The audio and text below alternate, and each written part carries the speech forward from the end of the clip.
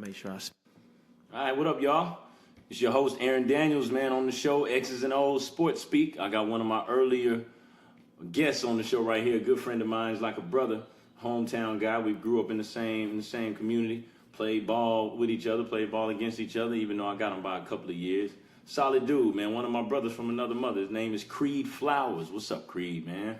What's up, A Dizzle? How you doing, man? Everything's everything, man. Just trying to move in a different direction real quick. Got another little project booming, so I appreciate you coming through and showing love with a brother. Oh yeah, no doubt. Yeah. And so just to let you folks know what this is all about, man. We both are basketball coaches here in the state of Oklahoma.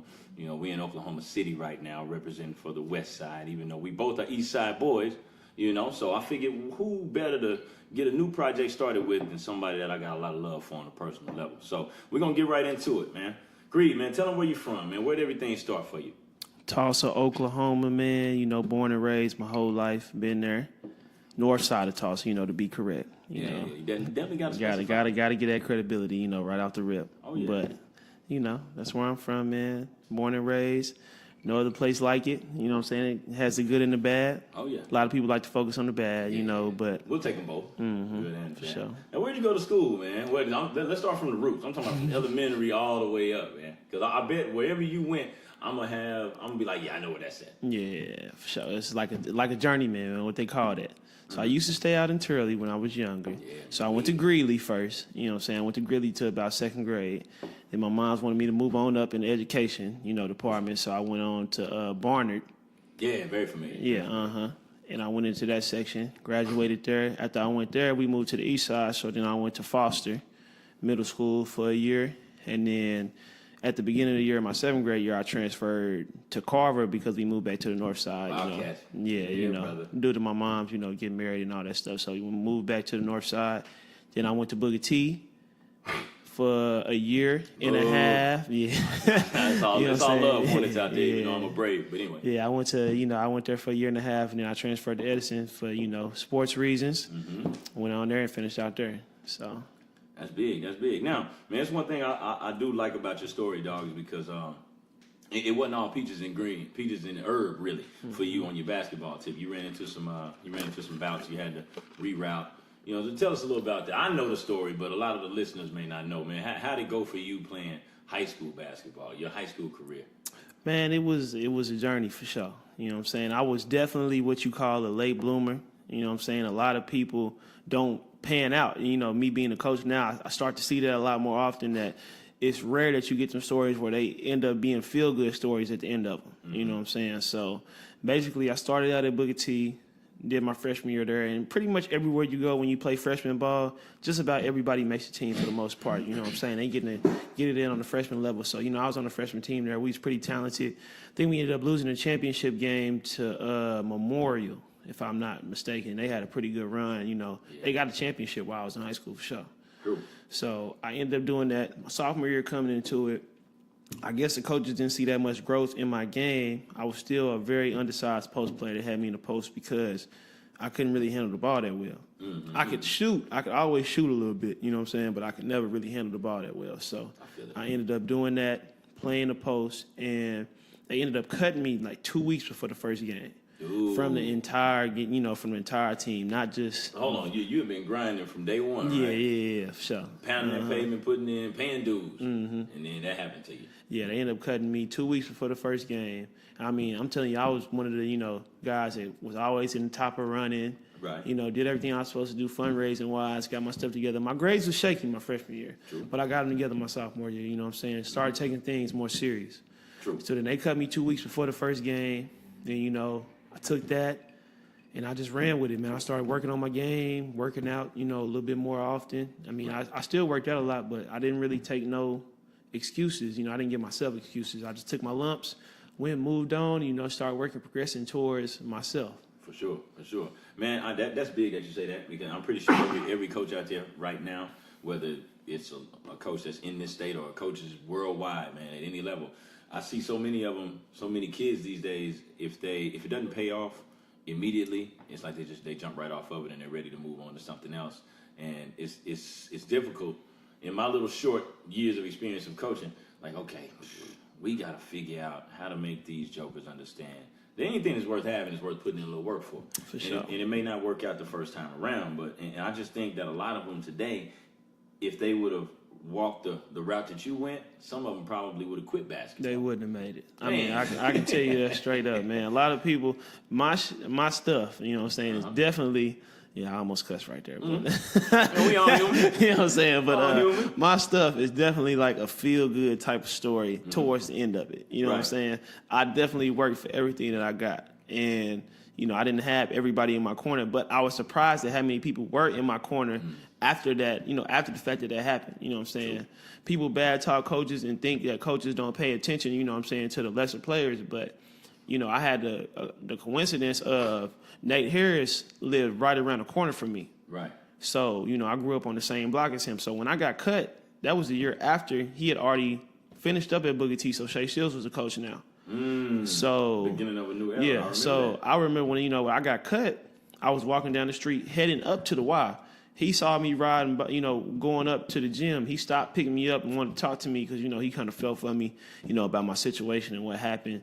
And, you know, he was kind of upset about it. So, you know, that kind of showed me like, okay, you know, somebody's taking notice, you know what I'm saying? It's, you know, so. Somebody's always watching. Yeah, and when it came into the next phase of it, I was just kind of thinking like, where can I go play at? You know what I'm saying? I had a cousin that played football in Owasso, and I had been out there a couple times with some people, and I was like, you know, kind of on the scene. I was like, I might. What's his name? I bet I know. Terry Jackson, yeah. Yep. Yeah, he ended up playing at Colorado State. He went to Coffeyville, played Colorado State, all that. I grew up with his older siblings. Been knowing them for a long time. Yeah, you know, but you know, my mom was like, nah, we're not doing all that. You know what I'm saying? All the way out there, you know, pretty much we're gonna stay in the Tulsa area. So I had ended up checking out Edison, and the reason why I started checking out Edison was because at the time we also had somebody else from Booker T that was transferring out in Clyde Hill. He was about to get ready to transfer out, and Desmond Butler was about to transfer out from Central. True. To Edison. You know what I'm saying? Both of them So for some reason, you know, I went up there and checked it out. Clyde Hill, Nate Harris, Tim Smallwood was all within a whole block of each other. Tim Smallwood was already at Edison. Clyde Hill was, you know, working on going to Edison, obviously. Right. And, you know, Nate Harris was, you know, a legend, coaching legend, you know, 10 championships, all that. Absolutely. So I went up there to a practice, checked him out, and my step-pops just asked me straight up verbatim, like, you know, do you think you can make the squad up here? And I was like, yeah. So he, you know, worked his magic, whatever he had to do, you know what I'm saying? Right. You know what I'm saying? Pulled some strings, got it done. So, you know, times were a little bit different. Yeah, for sure. So, you know, I went enrolled in Edison, and literally nobody knew me when I went to Edison and I enrolled. Nobody. I had talked to pretty much no coaches, none of that. So the first day when I get in there into school and I'm trying to get into basketball, I had to go pretty much, you know, plead my case to them like, you know, I'm trying to get in here and work out. One of the first people I see when I get in there is Mark Rutledge.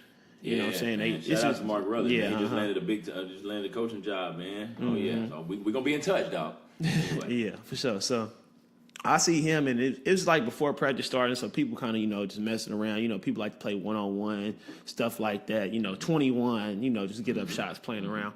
So he sees me. I know I get in there and start playing. I'm making some shots. And he's like, okay, you know, you got a little something, you know, a little something to you. You know, he pulls me to the side, like, don't let nobody change, you know, your game, your shot, you know what I'm saying? Because, you know, you got some stuff that you can use. So, you know, I took that. Coach Ships and Coach Parrish ended up bringing me in a meeting, like, you know, who are you pretty much, you know, why do we need you? And the only thing I had to go off of was an interview type of setting? Like almost. Okay. The only thing I had to go off of was I played locally with a little, I guess you can call it the AU team, but, you know, I used to play with, you know, Coach Baker, you know, rest in peace, Coach Baker. You know what I'm saying? I used to play with him with the Tulsa Irish. So they basically called him, he rep for me, and they gave me a shot on the team. You know, they didn't have to do that, you know, they gave me the shot. So once I got the shot, I pretty much ran with it. You know what I'm saying? My junior year, I played JV the whole year. Once you transfer, you had to sit out a year and play. The only thing you could play is JV. True. So I played JV. I did that. And then, you know, but I still didn't get the reps once we got cleared into varsity that I wanted. So now, which year was this? My junior year. Junior, okay, cool. I'm with you now. So, but I transferred in my sophomore year. But when I started, you know what I'm saying, I started playing again my junior year. I wasn't one of the focal points in, you know, that varsity rotation. I got you. Now, Clyde and Des, when they got there, they was already, you know what I'm saying, pretty much. Yeah, they had plans with them for, you know, already. Yeah. So, senior year rolls around, and, you know, I didn't work my tail off, did what I was supposed to do. I'm coming into my own. and pretty much earned my spot. Did what I was supposed to do, and I ended up having a pretty good year, pretty solid year, more than a lot of people can say. And we were winning at a really high rate. What I'm saying? A lot of people predicted us to win the championship and all that. And what a lot of people don't realize on that team is a lot of times I played a lot more minutes than everybody else, on the team. Because I used to play the second unit for defensive purposes, what I'm saying, and gelling purposes. So Absolutely. You know what I'm saying? That's a big point you made about the reasons why you stayed on the court. I mean, and, you and I, we work together when it comes to coaching, and I think a lot of the players these days, I'm talking high school level more particularly than any other level, they don't really care much about that other end, man. Yeah, everything is about the touching that ball and scoring. But what they fail to realize, you got 10 guys on the court with one ball. That's bad math. I mean, everybody's not gonna get the same amount of touches, the same amount of shots, same amount of points. Somebody's got to do something else to contribute. And it sounds like you took on the task. But the first thing that's most important is that you realize, okay, man, I got to do something different. And you embraced it. And it sounds like it worked for you. Now, you played for some coaches that I know. And one of them is Coach Ships. Raymond Ships been around for a long time, man. Even whenever I was coming up as a shorty through the AAU circuit, man. And even Jamal West. Jamal West was the JV coach at Central High School whenever I was a freshman in high school. Can you talk about those guys, and what are your relationship like with those two guys, man? How were they influential to you through your journey at that? I get a lot of my personality nowadays, coaching wise, from them. I get little points from each of them, because you got to have you got to be able to mold people and adapt somewhat, but they have to adapt to you more so than you adapting to them. But for sure, at the same time, Coach Ships was the bad cop at practice. You know what I'm saying? He was that's what I remember. Yeah. Hey, get up there, go run. You're not doing what you're supposed to do. You're not getting hooked up. You're not going hard. He was the bad cop type of guy. You know what I'm saying? But you either hated him or you loved him. And there was no in between with that. You know what I'm saying? No middle road? No in between whatsoever. You either hate him or love him. Because the people that loved him was the people that was okay with getting pushed. And they know that, he was in there for the right reason and trying to get the best out of you. So that's all that was. Jay West was a player's type of coach. Right. Coach West, you could be going up against the Golden State Warriors right now tonight. And before you walk out of the locker room, you're going to feel like, we about to beat the hell out of them when we get out on the court. You know what I'm saying? Right. Because he had that type of mojo to where I don't know what he did, but he could just instill in you that you could do it. You know what I'm saying? You go out here, man. They can't touch you, man. They can't mess with you, man. You know what I'm saying? That's his demeanor right there. And once he get out there, man, I'm telling you, he'll have you doing some stuff that you didn't even know you could do it. You tapping in to other levels, you know what I'm saying? But he had a way to waking you up. One of my classic, coaching stories. One of my favorite, funny coaching stories is with him. You know what I'm saying? I think I heard this one before. For sure. Boy.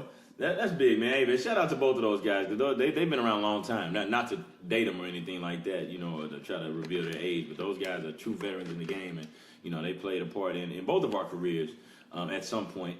And I'm pretty sure even beyond us too, But when it comes to coaching, man, I really think that coaching is a lot like teaching. I didn't really believe that early on, and a lot of that was me being like, man, I don't feel like being in a classroom with a whiteboard and a piece of chalk. I want to be on the court coaching. But since I started coaching girls first, it made me have to hone in on my teaching skills, and I'm glad I got that experience in me first. Look at you, you're a very important dude, man. Somebody's calling and everything. But, and because I had to learn how to be a teacher, because, girls don't necessarily have that same amount of athleticism to fall back on than the males do, like the males do. Then once I transitioned to the males, man, things just are a little bit easier from an instructional standpoint. Now, the fellas don't always do what you tell them to do, you know what I mean? But I'm saying all this to say that I think you got to really have a passion, not only for the sport, but for young people in order to want to go from playing to coaching. And what I'm gearing up to ask you is, what actually made you want to start coaching, or want to give all that knowledge back? Man, I always knew I wanted to be around the game of basketball. You know what I'm saying? Everybody has those aspirations of playing professionally, whether it's overseas, NBA, you know what I'm saying, all that. True. And I always... realistic or not. Yeah. And I've always been a gym rat, you know what I'm saying? True. Point blank, period. So at the time of me, being in college and being in Muskogee in college and going to the high school to use the gym because we couldn't get in our gym as often. You know what I'm saying? I started to fall in love with, with the process and helping people. I've always seen that. And, throughout me, myself, I know that anything can really be done if you just put the work in for it. The right kind of work. Let's get that right on, while we on air. People out here working in the wrong way all the time. I see kids every day, and I have to go and correct them on how they working because a lot of that nowadays, they really don't know how to work out. And, push themselves. Take a shot and then chase the rebound down. Man, that ain't enough? they don't know how to, really get it in. But I always knew I wanted to be around the game. And once I got into it, man, I really started to love it. You know what I'm saying? It's a lot of stuff that people can hate about it, but at the same time, it's very rewarding. Yeah. You know what I'm saying? You in it, you're not in it for the money. No. You know what I'm saying? Unless, you're on the big time, D1 program or something like that. Yeah, man. Shoot. And to piggyback his point, folks out there listening, I'm not going to call anybody's names, but I have seen some people at work. All right, I've seen some people in action who are coaches that, in my opinion, shouldn't be coaches. And I say my opinion because everybody's reality is different and everybody's standards are different. But I think to Creed, to your point, man, if you're doing this for the money, it doesn't make sense because there's not a whole lot of money in it at this level. No. I mean, there's not. Well, what are you making? $30,000, $40,000 a year, something like that. Once a month? Yeah, come on, y'all.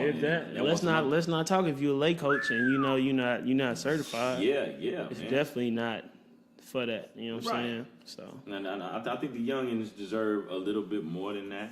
And my pops always told me, whenever you find a way to get paid for doing something you love, then that's when you really are winning. And I think with you being a guy with the experience that you have and going the road that you had to travel, and with you still being relatively young, 25-year-old, you still got more days ahead of you than you got behind you. I think, man, I think the kids that you work with are pretty blessed to have somebody in their corner like that.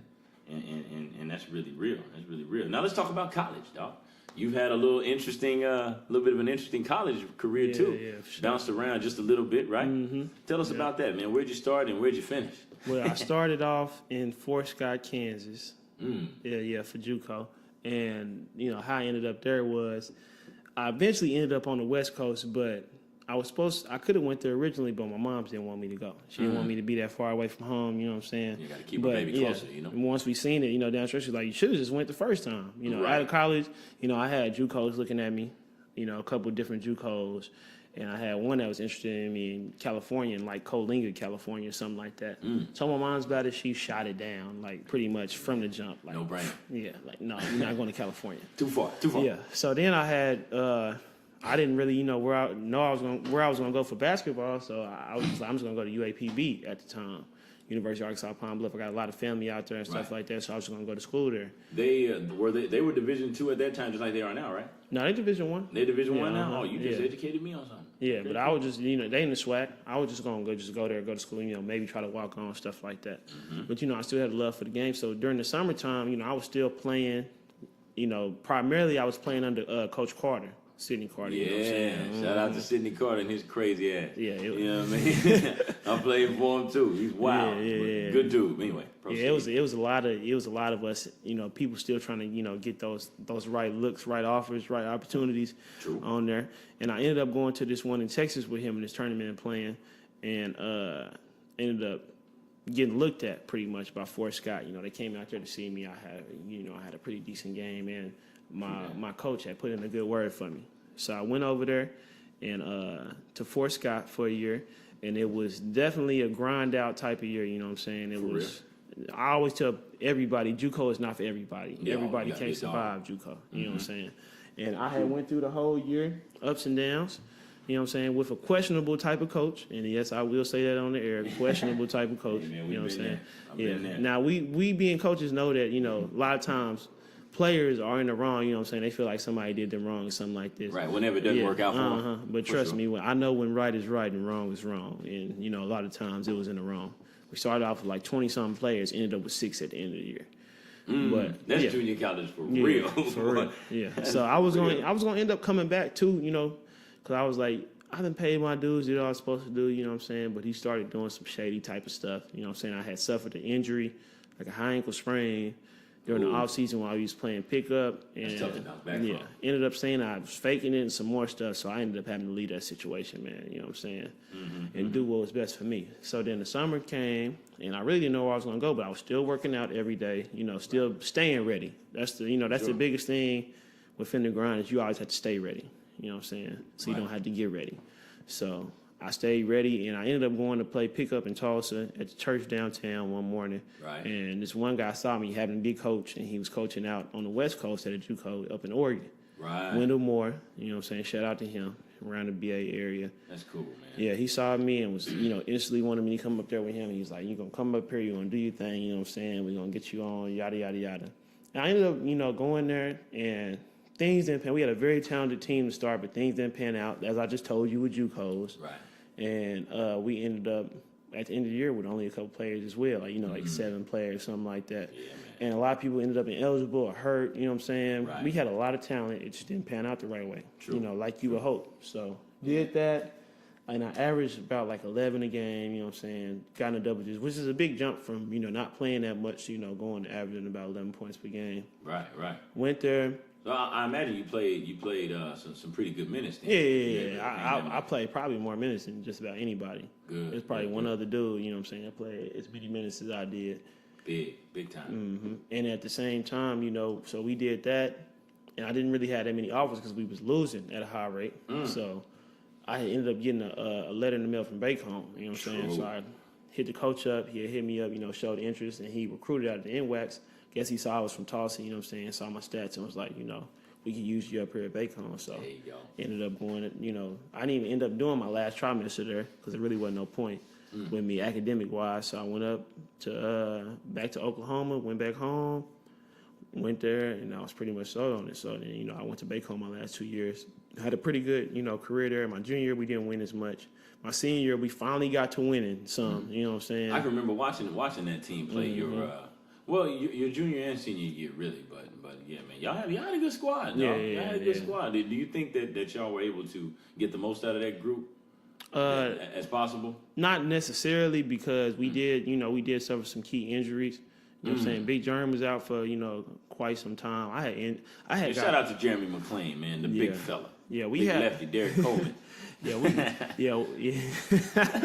He shoots just like him, man. Jeremy, I'm messing with you, man. Yeah, he had got hurt, and that was a big, presence in the middle. Derek Thomas, DT, was our starting point guard for a long time. He ended up leaving, you know what I'm saying, because he didn't feel like he was getting done right, you know what I'm saying. And that cat had G. on the scholarship type tip. So he ended up lefty. leaving, you know what I'm saying. But we had so many numbers that we still, moved on and was still competing. Right. And I had a really good stretch where I was averaging about 20 points per game, especially when conference started.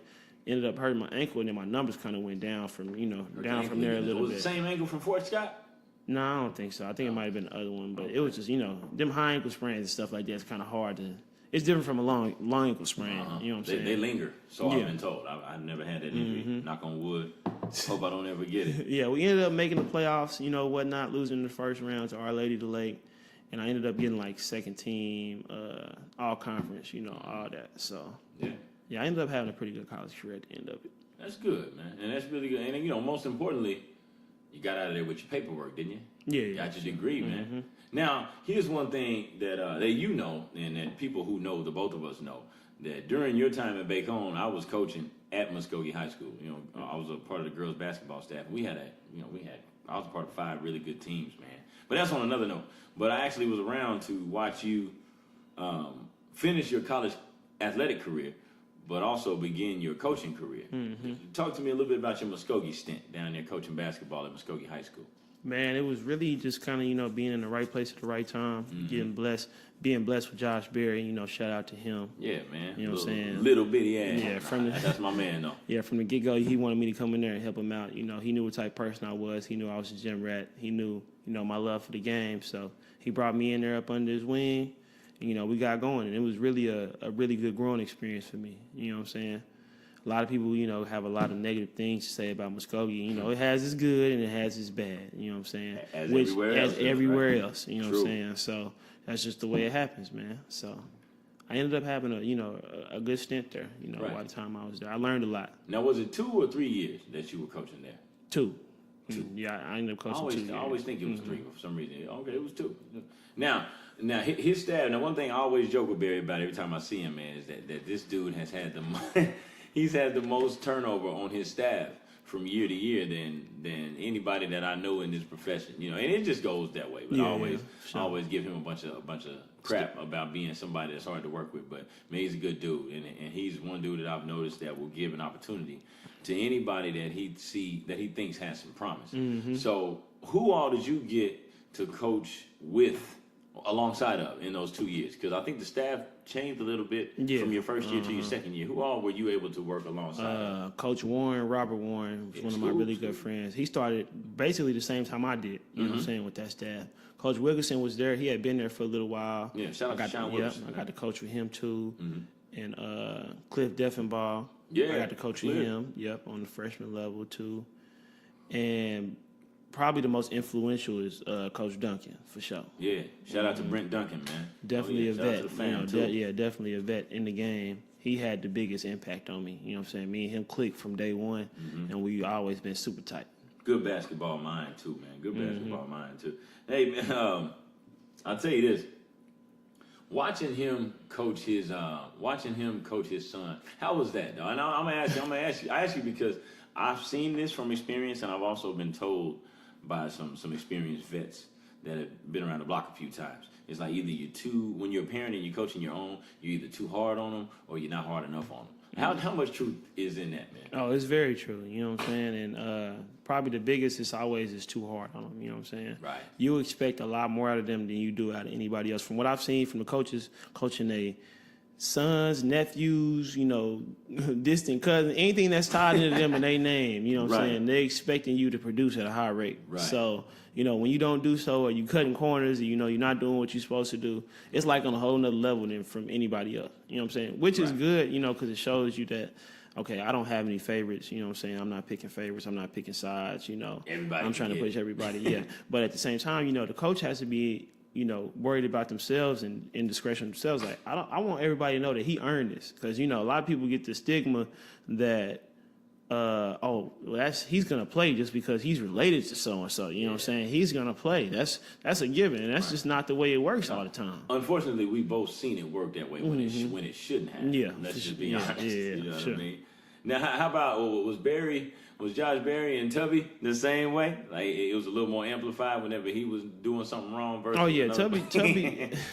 And that's our boy too, man. Yeah, that's my dude, man. But he had to deal with and take a lot of stuff. You know what I'm saying? A lot of people didn't see that behind the scenes. They just thought he was some kind of like little spoiled brat. Right. You know what I'm saying? And he wasn't. He worked really, really hard. If you would have seen him in the off season, nobody was even close to him in the running. Nobody, you know what I'm saying, was working as hard as he was. Nobody was trying to get the gym keys as much as he was, stuff like that. And, he'll make some, some errors when he get in the game, you know what I'm saying? He'll get in his own way sometimes a little bit, but he's going to compete, day in and day out. You know what I'm saying? And when in doubt, he put the time in.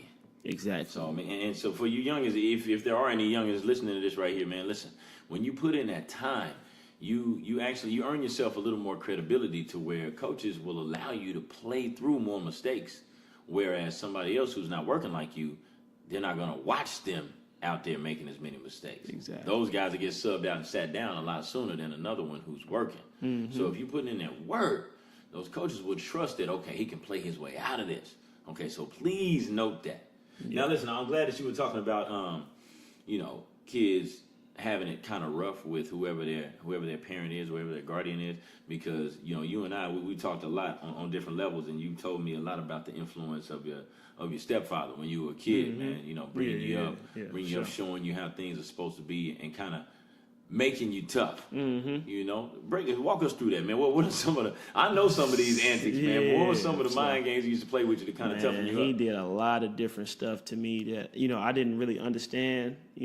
Coming up, and I ain't gonna lie, I would run to my mama, all the time, complaining like, man, he is tripping, And if it was any woman would think that it was a little bit out of control. You know what I'm saying? It was a little bit too much. But as I got older and became a man, I started realizing, man, he just wanted the best for me, you know what I'm saying? And he was right, about 99% of the time he was right in, you know, some of them certain situations. You know, I wasn't the toughest kid when I got to him because it was just me and my mom for a while. You know what I'm saying? So I was chubby, you know, out of shape, you know, not really athletic like that. And he used to just do little stuff like, you know, test me out. I might be at the, you know, at the dryer, the washing machine, you know, getting the clothes out of there, having to fold them because, you know, them is regular child chores. Yeah, that's the worst part of laundry, man. Folding. Yeah, he would bust out, hey, give me 50 push-ups right here. You know what I'm saying? I'd be randomly. And I'd be like, you know, what? In my mind, I'm like, what the hell? Like, why is he just making me do push-ups out of the blue? Out of the blue. Yeah, and it was at a time, you know, when I first started, I probably couldn't even hit 10 in a row of them things, man. Just that soft, you know, just being a mama's boy that long. And then, you know, after a while, he got to the point where he asked me and I could do it. You know what I'm saying? So then he moved on, you know, to the next phase and stuff like that. You know what I'm saying? Basketball. I remember him telling me, you know, going into my sophomore year, if you can't dunk, you know what I'm saying? He pretty much came in there and eyeballed me because he was shorter than me. You know what I'm saying? Former boxer. And he looked up to me, eyeballed me. He said, man, if you can't dunk, you just need to quit. You weak as hell. And that's the exact words that he said. And that was the end of it? And that was the end of it. He walked away. And I looked and I was stood there confused, like, what is he talking about? What am I supposed to do with this information, right? You know, it ended up making me get a chip on my shoulder and, you know, I could dunk. I ended up being able to dunk. You know what I'm saying? So, you know, he used to do little things to push me and I didn't realize it at first, but, you know, I had ended up playing McLean one game. Got a steal, had a big breakaway dunk on a big run that we had. It was like a 7-0 run. Home game or away? Home game, yeah. Okay. And that's how we capped it off. You know what I'm saying? It was a close game. We needed that win. And I ended up getting a dunk. First person when I walk in the house is greeting me is him. Hype. Jumping through the roof. Hell yeah, that's how you do that right there. That's good, you know what I'm saying? So, yeah, it comes back around, man. Biggest critic, but biggest fan. Exactly. You know what I'm saying? People don't, you know, they don't really realize that, you know, people are just trying to push you and get the best out of you. Some people just have a different way of doing it. Don't listen to, you know, how they saying it. Just listen to what they saying. You know. So. For sure, man. You actually kind of transitioned me into something else I was wanting to run by you because you and I, where we work and what we do, it's a different demographic of kids than what we grew up around and among, and it's different from our previous environment whenever we were still coaching. You know, man, what are some of the differences between the types of kids that we would deal with when we were in Muskogee coaching just a year ago or a few years ago versus the kids we're dealing with now here in Piedmont? I mean, you might deal with what we've dealt with before. You might deal with a knucklehead, but he has a lot of upside, you know, a lot of promise. And when it comes time to compete, you know, they're competing. They, you know, they have something about them. They don't want to lose. It's not acceptable to lose. You know, they trying to win at all costs. True. You know what I'm saying? They have a little edge to them, you know, as to what we deal with now. You know what I'm saying? Kids who pretty much get just about anything they want, you know what I'm saying? Live good lifestyles, make good grades all the time. Never have to worry about eligibility pretty much for the first, you know, for the most part. Now that is a good part about it. For sure. It's a good part for sure. You know, but at the same time, you know, we got good kids and the bad thing is we got good kids. You know what I'm saying? Sometimes you got to get out there. You know, you got to get up there and ugly the game up a little bit. And sometimes we're not able to do so or adjust to, you know, people that's coming out there and they might be yapping a little bit. They might be being a little bit more physical than we are. So things that make you a bit uncomfortable. Yeah, so you just got to find ways as a coach. You know, we try to find ways to tap into them, you know, trigger them, see what triggers them, gets them going, you know, piss them off to where they can hit that next year and, you know, perform at a high level. So, you know, that's just the biggest, you know, offset from it. It's pros and cons everywhere you go. Remember that, people. No situation is ever going to be perfect. Never. Ever. And I think when you're a competitor, you know, challenges kind of excite you a little bit. Yeah. Because I can remember, you know, when I first got out here a year ago, it didn't take me long to figure out that, okay, these youngins are wired a little bit differently than what I'm used to. And it doesn't make them any better or any worse. It just means that me as the leader, okay, I'm going to have to figure out a different way.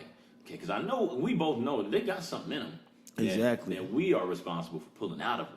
You know what I mean? They've got to meet us halfway. But I kind of like that. I kind of like that challenge right there. Okay, how can I get to this kid who's not necessarily tough as boot leather, as they say? You know, he may not be driven by our normal approach. We just have to switch it up. And that's really a shout out to Coach Hughes. You know what I'm saying? Because he pointed that at us to us. You know, at a real early stint. You know, most places you go, kids have D1 aspirations. That's everywhere at every level. You know what I'm saying? But the difference in, telling them you're not working and you're not putting in the work to get D1 is a real difference from where we at now to where we were before. You know what I'm saying? Yeah. Now, regardless of if they playing sports or not, where we at, they're going to go to college. You know what I'm saying? Point blank, period. Which is a good thing. Don't get me wrong. It's a really good thing. But that's not going to make them be like, okay, I need to work harder. Because they know that they're still going to go to school. You know what I'm saying? Whether they're an athlete or not. Exactly. Vice versa from where we came from, coaching up and the people that we know from the area that we were at, you tell them that they might work a little bit harder. They might take it as a threat. That's not really much of a threat where we at now. Mm-hmm. I mean, and you dadgum right about that. We do have a few who I guess that analogy is still relevant to, but for the most part, it's not. Yeah. And we've both been in the dressing room sometimes, whether it's before a game or at halftime or after a game or anytime we decide to have a moment with our fellas, and we also let them know, people, that hey, you all are blessed to be in the position that you're in, and don't feel ashamed about it, because I'm pretty sure anybody that's in the struggle, if they had a choice, they would choose not to be in the struggle, so don't let anybody make you feel guilty for the lives that you've lived. You know what I mean? Now, I want to transition into something else a little bit. As a kid, man, because you got some pretty funny stories, man.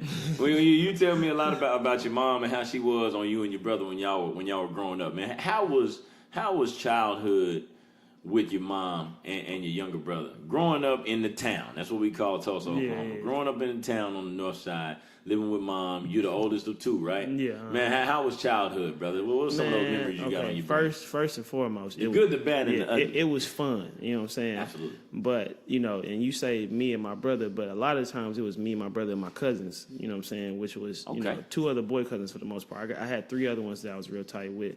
Okay. And one was a girl, but all the boys were together. Always. Brandon, Terry, the one I told you about earlier. So we were always into some trouble. Mm-hmm. And you look back at it now, and you like, we used to do some really stupid stuff. You know what I'm saying? Just stuff, get in trouble, whatnot. And, that's just the way it is. You're young, you do dumb stuff. You know what I'm saying? And my mom kind of is like the warrior, you know what I'm saying? So everything is really amplified with her, which I appreciate now. You know what I'm saying? Back then I did. She was crazy. Yeah, I'm like, dude, man, you're just tripping, man, all the time. Like, why are you tripping? But yeah, she was, definitely in my corner, you know what I'm saying, definitely for me.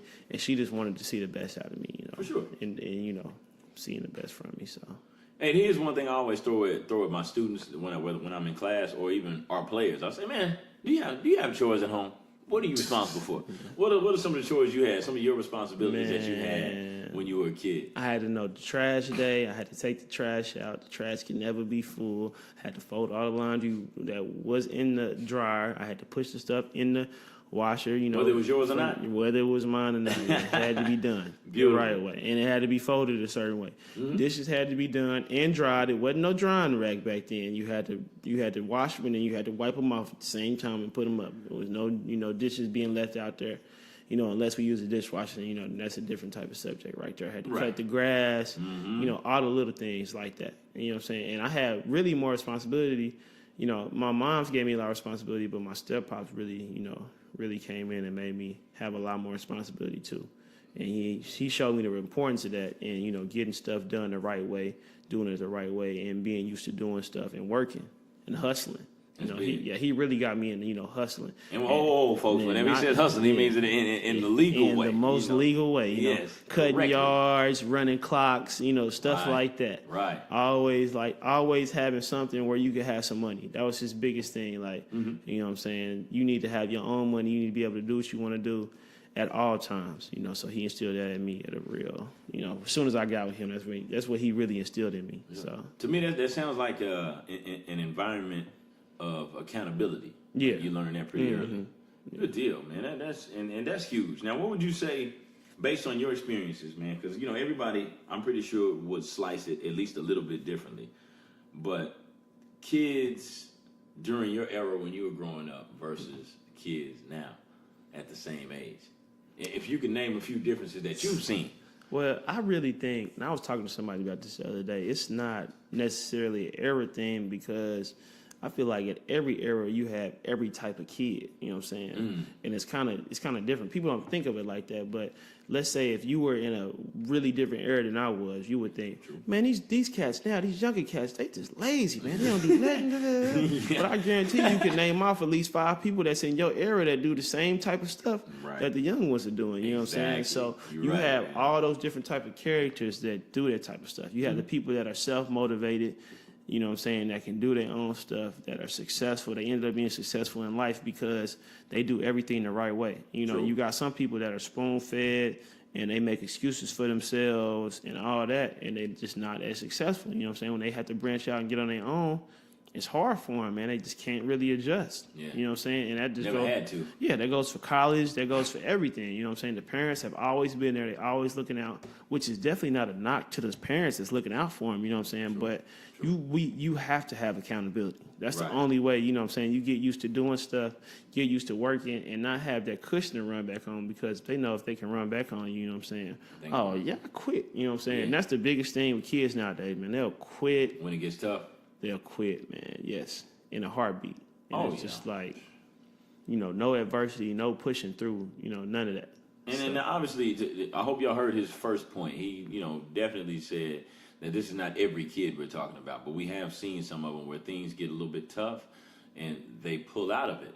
And what's probably the most disappointing part of it is that they're allowed to pull out of it. Exactly. And that falls back on who's in charge, which, you know, most times is either mom or dad, or if not both of them.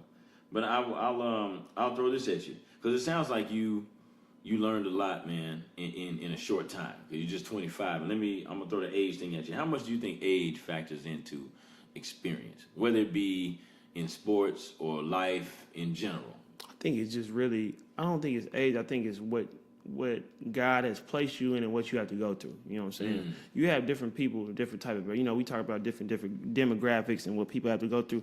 It's certain people right now to where they get everything they want. Parents are taking care of everything. They're holding down the fort. And then you got another type of kid somewhere that's having to, you know, not only do the sport that we ask them to do, but have to help the parents put food on the table, you know, pay rent, do what they got to do. Have to grow up you know fast. what I'm saying? Yeah. And that's just the world we live in, man. That's just the way it goes. So some people have to grow up a little bit faster than others. And I hate hearing when people talk to me, you know, older people, and they're like, well, you don't know, you know what I'm saying? You don't know this because, you know, you're young, and, you know, you don't know anybody's background, what they've been through, you know, what they face, you know what I'm saying? So it's not for you to be the judge in that. Yeah, and I agree with you there, man. I think some people kind of use youth as if it's a negative thing. Now, in some cases it can be, but not always. You know, I agree with you. I can remember somebody that I went to school with and played ball with. As an 18-year-old senior, this dude was living on his own. Yeah. In his own apartment. He was the only one. He was maybe one of a handful of family members in the state that he was living in. So he had to hustle in a legal way to get it right. So I've seen the other side. But when did you know? Was there a moment that you can think back to and be like, dang, I'm grown now, where you felt it, like where you are officially an adult and you knew it right then in that moment? Do you have one of those experiences you can think back to? Man, pretty much when I got to college. You know what I'm saying? We're talking 18, 19, huh? Yeah, I had, don't get me wrong, I had support, you know, pretty much the whole way through, you know, people looking out for me. But, you know, that was when I got to the point to where I feel like I could start making my own decisions somewhat. You know what I'm saying? For the most part, when I was in high school, you know, it was what my mom said, and that was it. You know what I'm saying? That's what we was rolling with. No questions. Yeah, and that's just what I came from. Yeah. You know what I'm saying? A lot of these kids ask why today. Exactly. And when a lot of people say, I hear a lot of moms say, I can't really control him, you know what I'm saying? And he's a smart aleck and stuff like that. I'm like, well, you know, I don't know where you come from. But, you know, I had, well, my mom's, you know what I'm saying, I knew what was up. Let's just put it like that. And she could definitely hold her own. She definitely had my attention. She definitely had my respect, you know what I'm saying? So, that's big. Yeah, so it was just one of those things like, you know, I definitely want to make her proud, make her happy. I'm representing her at all times, you know. Sure, man. And, you know, just one of those type of things. Now let's talk relationships now, man. Talk about your players, dog, because I see you at work a lot. And, you know, I think part of the reason why I got you on here is not just because, you know, you and I are good friends, but I think a lot of times when you hear interviews or when you see statements from coaches, a lot of times it's the head guy or the head or the head lady. you know. But I think what a lot of times gets lost is how much work assistant coaches do behind the scenes. I mean, y'all are not second-class citizens. Mm-hmm. Y'all actually handle the meat and the potatoes of the operation, man. Exactly. Talk to me about how you, I guess you could say, how you deal with players. Is it an all-purpose approach that you take for every single player, or is it a case-by-case basis? Okay, I can deal with this kid this way. I can deal with this kid another way. Yeah, I would say more of a case-by-case basis. When you get them in there, and freshmen, and they all wet behind the ears, and they all messing up the drills and everything like that. You kind of deal with them all on the same level. You know what I'm saying? But then, once you transition out of that, you start to know who your workers are, who the lazy ones are, who the talented but lazy ones are. You know what I'm saying? Doesn't take long to figure out, does it? You know what I'm saying? And the thing with this is, first and foremost, it's a business. You know what I'm saying? You got love for the kids. You know which ones that you want. Everybody has people that they want them to play, but it doesn't always work out like that, man. Everybody can't play. At the end of the day, you have to, show results. You have to show improvement. You have to contribute in some sort of way. So give the coach something that they can believe in. And the biggest thing I always tell people is find one thing that you do really well, and make sure that it is your top skill. You do that at a really high rate, and then tap into those other things. Still work on the other things, but tap into those other things and bring them along as well. You know what I'm saying? What can you bring to the table that a coach has to use right now? Yeah. I need you to do this right here and right now. Yeah. And it's not always scoring. Everybody thinks it's always scoring. It could be rebounding. It could be assists. It could be defense. It could be taking charges. You know what I'm saying? Oh, man, I love that. Yeah, I've seen people that just take charges, and they just find a way to get a couple minutes every game because they take charges. And we need minutes. And we need a spark. You know what I'm saying? So it's a different way you coach people up. And in my time being it, and I'll tell you this straight up and down, I'm coaching to win. So, regardless. What do you mean, Coach? You mean it's not everybody gets a medal? It's not participation award? Are you kidding me? I'm coaching to win. And don't get me wrong, if I got a guy right here and he's working his tail off, he's working in and out, and I got a guy right here and he's kind of half doing it, he's barely making the requirements, but he's producing more than the other guy, and I'm getting better results. I got to play the other guy. You know what I'm saying? I think that's what gets lost, man. Yeah. And I can remember at my parent meeting this year, I was sure to bring that piece up because I've been approached before about, with a parent, of a kid who was putting in time. And this is before I got to Piedmont. Like, man, my kid is showing up. They're doing this, that, and the third. And it's not been mandatory. And I just feel like they're not getting their proper reward. But what they didn't highlight was what you just said. It's like, okay, there are no moral victories. I hope y'all hear that, loud and clear, because you thinking about your child right now who, has other opportunities and other upbringings. We talking about another coach his livelihood is on the line. His family. Some of these coaches have families, kids that they are providing for. And, the only thing the board wants to hear, the school system wants to hear is wins. Right. And, consistency and building. So, it's no different from any job. They're going to pick the best person for that job. And sometimes people think they can play that card to, as to who and all this. And with some coaches, you might be able to do that. But around here, we don't really rock like that. You know what I'm saying? We don't do that. There's no, you can't, call into the board and, ask them a favor of who's going to play and, we donate this amount of money, yada, yada, yada. The best players is going to play. The people who are producing is going to play. And that's just the bottom line. And the day that, it changes and they make me have to do something else, that's the day I'm going to stop coaching because, I'm not, sacrificing my integrity to make somebody else happy and make sure that their kid is playing. Yeah. Point blank, period. And that's the way businesses are run, though, even outside of the realm of sports. And I think I wish folks would or could look at it from that angle. Like, business is business. Exactly. You got to pan out. If you can't help us business-wise, then we just don't need to do business. That doesn't mean that we can't have a relationship still. We just can't do business. Now, speaking of the business of basketball, you still play at all, man? Yeah.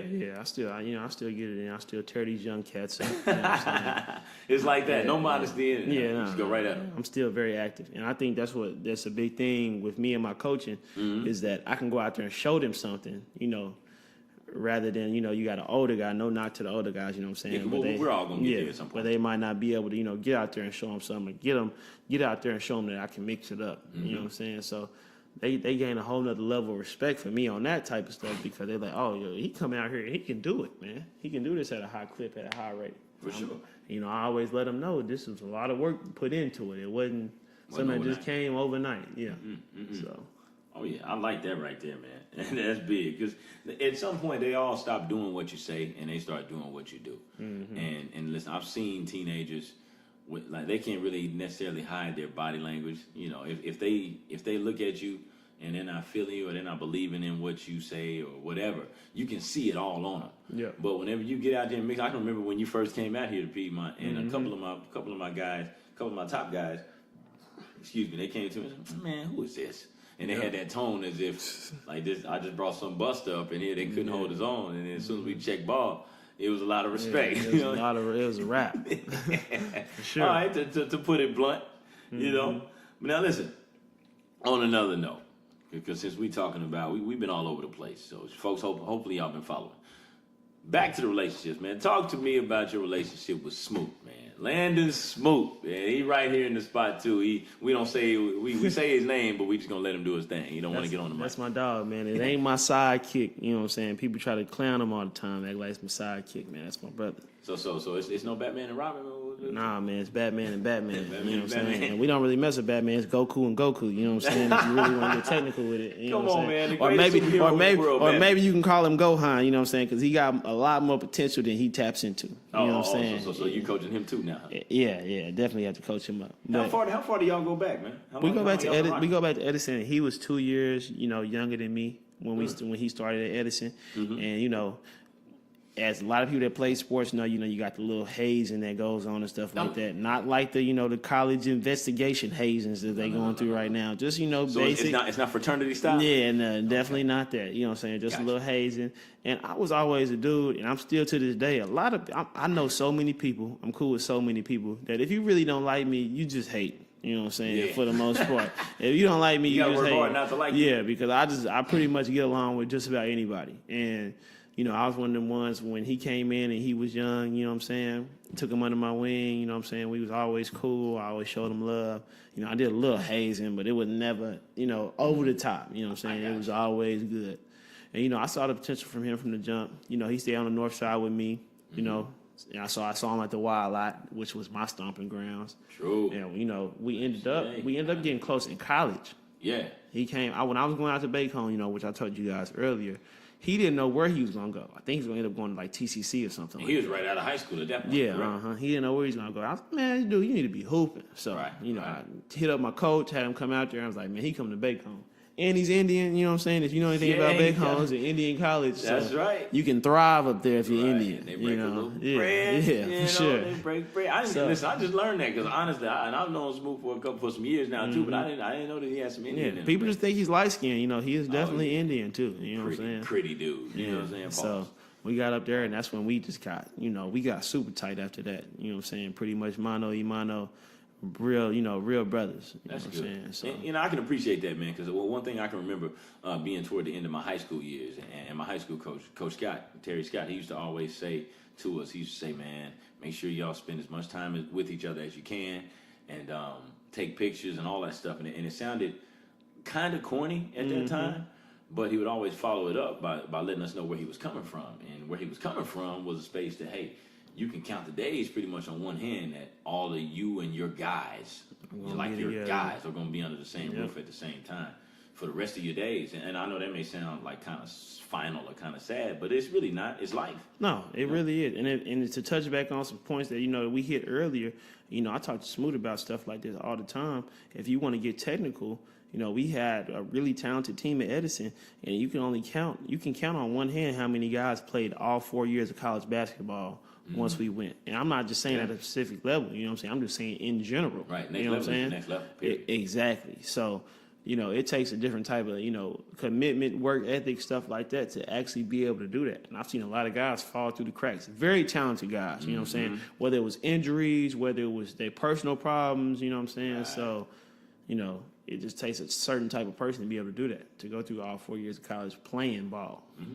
That's a different type of discipline, no question. And going to junior college route, you got to be a dog. Exactly. You have to be a dog to go to JUCO. Now I'm about to get mushy on you, my man.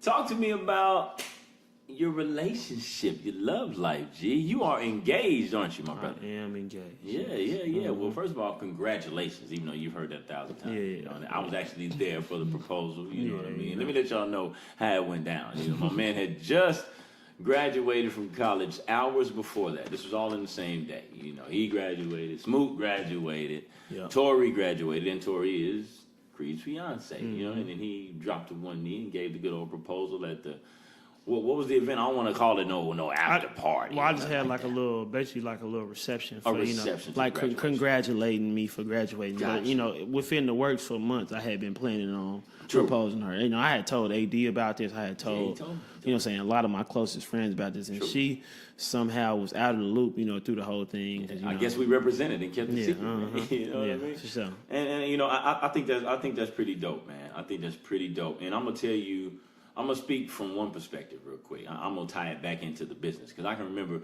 being out here going through the interview process whenever I was trying to become a head coach, and I can remember my age being in question, so to speak. With me being relatively young, there were some programs that I interviewed to be the head of, being a little bit skeptical of taking a chance on somebody so young. And at that time, I was your age, or 26 or 27, and I would get a little frustrated and be thinking like, man, like, what, you know, age is just a number, like, exactly. or what age, if it's not just a number, then what age is appropriate for y'all to say, okay, hit the next level, you know? And one of my good buddies, I can remember, it was Josh Berry. In fact, he said, man, a lot of programs, they look at, they are attracted to the family setup, so to speak, you know, when you're married.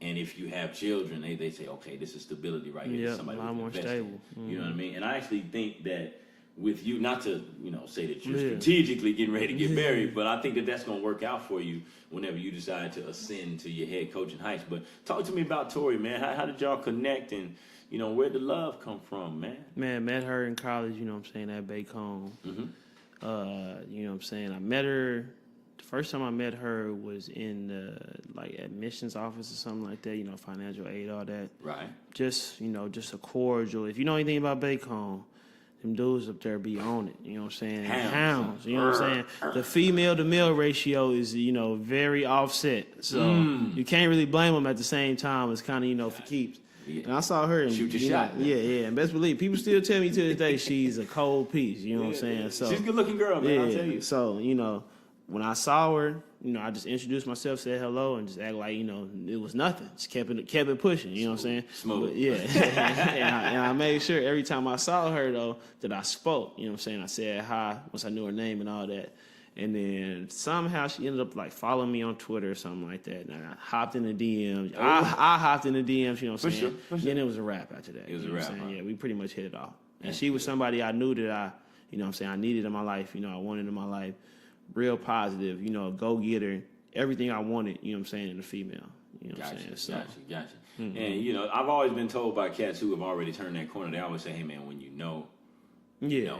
Yeah, sure. You know what I mean? Was it that moment initially when you first met her, like, oh, it's something different about this one, or it took a little time? It was something different, you know what I'm saying? And I approached her a little bit different than I would, you know, some other girls, you know what I'm saying? Not to knock the other girls. I get you know what I'm saying? It was a little bit more delicate of a situation. So, you know what I'm saying? I spent a little bit more time, you know, had to go through a couple of rough patches, you know, stuff like that. True. And, you know, I knew that she cared, you know what I'm saying? So, went through that, did that, and I knew, you know what I'm saying, I pretty much was pulling a diamond out of the rough. So, you know, once I did that, it was a wrap, you know what I'm saying? I knew, you know what I'm saying, that's somebody I want to start a family with, you know what I'm saying, you know, proceed my life with and all that. So, that's big. All right, my brother. Shout out to Tori too. You know, what I mean, she's loved. She's loved. She all right. She's all right. For real. Now, here's how we're gonna put a bow and a ribbon on this thing right here. I'm gonna shoot a couple quick questions at you, quick hitters, like we know in basketball. You know what I mean? First one: UNC or Duke? Duke all day. All day. F UNC. That's the edited version. You don't want to hear what I really have to say about UNC. Well, all right. Setting the record straight. All right. Biggest life influence? Oh, that is a tough question. Yeah, I'll do it, man. Let's see what you got. Or do I need to come back to it like the teachers do? All right, we'll come back to that. We are going to answer that, though, before the end of this. One person you look up to? Sort of in the same ballpark as the previous question, but That is a tough one. I look up to a lot of people. Let's just say I don't look up to just one person. we don't have to limit it to one. Yeah. You know? If you got something off the dome. Brent Duncan, for sure, Josh Berry. True. You know what I'm saying? You might not look at it that way, but, you a young coach, in a young setting, pulled me out here and put me in a good situation. So, I look up to you, too. I appreciate I look up to, a lot of people, a lot of different people, at the ways that they teach stuff. Sidney Carter, Yeah. a lot of people wouldn't say that they look up to Sidney Carter, Oh, you know what I'm saying? And we're going to get him on the podcast. He dog. is He's a coming. very influential type of person, and you either love him or you hate him, and that's just the way it goes, Right. you know And what I'm if he's in saying? your corner, he's in it. Exactly, and it's no in between with that. You know what I'm saying? So it's a lot of people I look up to, just what they did, the type of effect that they had on certain people, stuff like that. So Loving that. Mm-hmm. One thing you're most proud of. Most proud of me. There you go. You know what I'm saying? Yeah. Coming from you, what you came from. Yeah, for sure, man. I everything I got, I earned. Nobody can say that they ever gave me anything. You know what I'm saying? From that aspect, everybody told me I couldn't do stuff all the time, and I always found a way to get it done and do it. You know what I'm saying? Whether it was playing, coaching, anything, you know what I'm saying? I always persevered and, didn't let nobody tell me that I couldn't do nothing. Let me ask you this. Was it more because you wanted it, or was it because they told you couldn't have it? It was Or held it it was down as more a vote? it was because of me, you know what I'm saying? Anything that I want to do it. But at the same time, they just added more fuel to the fire Right. by doing certain type of things, you know what I'm Doing a log in saying? Yeah, because, that's just the way that they approached it. It came at me, so okay, I can't do something, you think I can't do something, I'm gonna do it. Yeah. Mm-hmm. That's how you do that. One major career goal. If you thought that far. Championship first and foremost. Always winning is always on the first Virginia. I want to be a pivotal point in one of my players going to a Division I setting. You know what I'm saying? Helping them in the process of developing as a player. You know what I'm saying? As a person, as an adult. Getting the right lifestyle, the readiness to no immaturity. And I can get them to that D1 level, because I feel like once you get one of those, you know what I'm saying, they start coming to you. You know what I'm saying, more than you create them. You know what I'm saying, they just fall in your lap after that. So, Absolutely. And I say we got a few in our program that we think have that type of potential. Yeah, for sure. So we keep on working. Very last one. If you could change one thing that you've gone through in your life, something that just eats you up whenever you think about it, what would it be? And I'll tell you folks this while he's brainstorming over here. Anybody that tells you that they live life with absolutely no regrets is a lie. We all got something that we wish we could undo or redo. You know what I mean? And myself is included. You know what I mean? Now, in most cases, I don't want to trade experiences, but I got some. So what you got? If you got one, you can undo. I wish I would have went into the school setting and thought student athlete more than just athlete. You know what I'm saying? Right. From that kind of standpoint. Thriving academically more. I feel like I've set myself in some holes, you know what I'm saying, made stuff harder on myself. Right. Not something that you can't necessarily dig yourself out of, but I just made it a little bit harder on myself, doing so, trying to get to the places that I want to be. I took the harder road when I didn't have to. You know what I'm saying? So that's probably one thing that I can say that I regret. But other than that, I don't really have any regrets, man. I love my story, you know what I'm saying? That's big. That's big. I love that story too. Man, folks, we appreciate y'all for sitting through this, man. We've been chopping game for a little over an hour, man. Creed, I appreciate it, my brother. Oh, yeah.